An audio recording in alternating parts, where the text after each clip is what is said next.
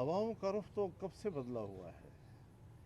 जब हमने आज़ादी मार्च किया था उस वक्त से बदलना शुरू हो गया और अब तो उसके वाज़े असरात नज़र आ रहे हैं इंशाअल्लाह। लिहाजा पाकिस्तान में इस वक्त कोई एग्जीक्यूटिव नहीं है, कोई इस वक्त हुकूमत नहीं है। जमीयत उलमा इस्लाम पाकिस्तान और पाकिस्तान डेमोक्रेटिक मूवमेंट के सरबराह मौलाना फजल रहमान आज सक्खर पहुँचे हैं। सक्खर में मौलाना फजल रहमान जमीयत उलमा इस्लाम के उमूमी इजलास में शिरकत करेंगे। मौलाना फजल रहमान ने सक्खर पहुँचते ही मीडिया से गुफ्तगू की। मौलाना फजल रहमान ने मीडिया से गुफ्तगू करते हुए सेनेट इंतखाबात के बाद पाकिस्तान की सियासी सूरत हाल और हुकूमत की कारकर्दगी पर बातचीत की। मौलाना फजल रहमान, जिनका शुमार पाकिस्तान के इंतहाई सीनियर और समझ बूझ रखने वाले सियासतदानों में किया जाता है, जिनकी नज़र माजी के साथ साथ मुस्तकबिल और हाल की सियासत पर होती है। इसके अलावा मौलाना फजल रहमान पूरी दुनिया में उम्मत मुसलमान को दरपेश मसाइल पर भी गहरी नज़र रखते हैं।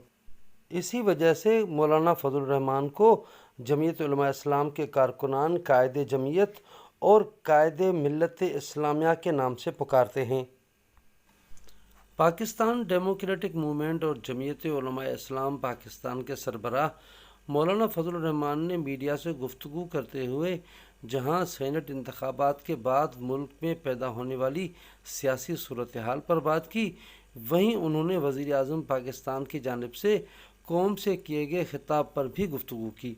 मौलाना फजल रहमान का कहना था कि वज़ीर आज़म ने अपने खिताब में इलेक्शन कमीशन पर दबाव डालने की कोशिश की और उनकी ये कोशिश सिर्फ फॉरेन फंडिंग केस पर असरअंदाज होने के लिए थी। इमरान खान ने कौम से खिताब जिस लब लहजे में किया है उससे खुद उनकी शिकस्त खुर्दगी छलक रही थी। वो आसाबी तौर पर भी शिकस्त खा चुके हैं।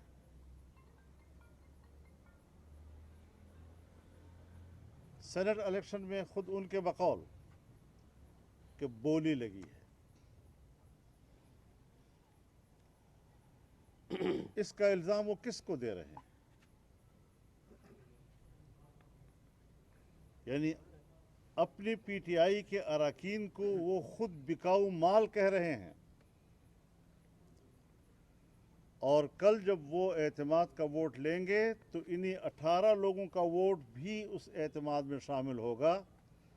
इसके बगैर मुमकिन नहीं है कि वो एक या दो लोगों की अक्सरियत के साथ एतमाद का वोट ले सकेंगे। सवाल ये है कि संजरानी के खिलाफ जब अदम एतमाद हुआ था तो उस वक्त तो जिन लोगों ने अपनी वफादारियां बेची थीं, इसी इमरान खान ने उस वक्त कहा था कि ये उनकी ज़मीर की आवाज़ है। आज वो अपनी पार्टी के लोगों के उनको वोट न देने को बिकने से क्यों ताबीर कर रहे हैं? हम लोगों को निकालेंगे। किसके खिलाफ हम लोगों को निकालेंगे? पीडीएम के खिलाफ लोगों को निकालेंगे। क्यों? किस बात पर? लोग आपसे अब ये नहीं पूछेंगे, लोग आपसे पूछेंगे कि आपने मुल्क की मईशत क्यों तबाह कर दी? आपने 1 करोड़ नौकरियों की बात की थी, आपने 30 लाख तक नौजवानों को नौकरियों से क्यों निकाला? आपने मुख्तलिफ इदारों से कारकुनों को निकाल कर उन इदारों को क्यों कमज़ोर किया? आपने ज़रूरत की अशिया की कीमतों में 100 और 200% की कीमतें क्यों बढ़ाई? आपने आटा क्यों महंगा किया? चीनी क्यों महंगी की? घी क्यों महंगा किया? पेट्रोल क्यों महंगा किया? और गरीब आदमी की ज़िंदगी क्यों अजीरन की? अब लोग आपसे पूछेंगे। आप अब किसी से नहीं पूछ सकते। मैं भी लोगों को पा सकता हूँ। तुम ज़रा बाज़ार में आकर अपनी मार्केट में कीमत देख लो, तुम्हें अंदाज़ा लग जाएगा कि आप कहाँ खड़े हैं। इंक्रोचमेंट के नाम पर लाखों लोगों को उन्होंने बेघर कर दिया है, घरों से महरूम कर दिया है। कोई मनसूबाबंदी के बगैर اور پھر الیکشن کمیشن کو آپ مورد الزام ٹھہرا رہے ہیں۔ الیکشن کمیشن نے ظاہر ہے کہ بڑی وضاحت کے ساتھ عمران خان کی تقریر کو غیر منطقی کہا، فوری طور پر اپنا اجلاس انہوں نے طلب کیا۔ ہم یہ سمجھتے ہیں کہ الیکشن کمیشن کو مورد الزام ٹھہرانا اور کمیشن کے سینٹ الیکشن میں کردار کے حوالے سے بات کرنا یہ اصل موضوع نہیں ہے۔ الیکشن کمیشن کو اگر انہوں نے مورد الزام ٹھہرایا ہے تو فارن فنڈنگ کیس کے حوالے سے ان پر دباؤ ڈالنے کے لیے کیا ہے۔ ہم ان کے تمام چالوں کو جانتے ہیں، اور آپ جس رنگ میں بھی قبا پہنیں گے ہم آپ کے قد کو سمجھ چکے ہیں، لہذا اب قوم کو مزید بیوقوف نہیں بنایا جا سکتا۔ کل قومی اسمبلی میں اپوزیشن کا کوئی رکن نہیں جائے گا، اور اس بات کے کسی ایک آدھ رکن کو کہہ کر وہ ذرا واچ کریں کہ وہ وہاں کیا ڈرامہ بازی کر رہے ہیں۔ ہم نے اپنا فیصلہ کیا ہے۔ اگر ایسے لوگ جنہوں نے کل ہمیں ووٹ دیا ہو اور وہ جا رہے ہیں تو یہی تو ہم نے ان سے کہا ہے، یہ تو ان سے سوال بنتا ہے کہ جن کو آپ بکاؤ مال کہتے ہیں، آج آپ انہی کے ووٹ پہ اعتماد کا ووٹ۔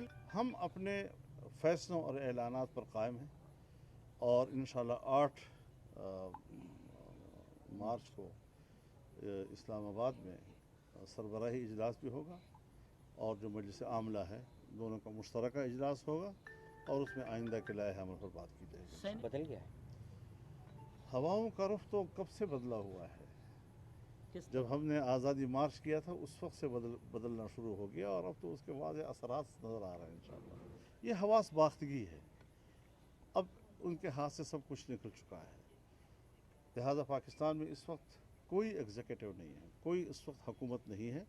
نہیں، جو تو بیری ختم ہو جائے گا، اس کی اہمیت ہی ختم ہو جائے گی۔ ایک طرف ایک کارروائیاں ہو رہی ہے، تو آج تک بھی جعلی اکثریت سے حکومت کرتے رہے، اب اس کی جعلیت جو ہے واضح طور پر۔ مولانا فضل الرحمان نے میڈیا سے گفتگو کرتے ہوئے کہا کہ پاکستان تحریک انصاف کی حکومت کے خلاف احتجاجی تحریک چلانے اور سینٹ چیئرمین منتخب کرنے کے لیے پی ڈی ایم کے سربراہی اجلاس میں فیصلے کیے جائیں گے۔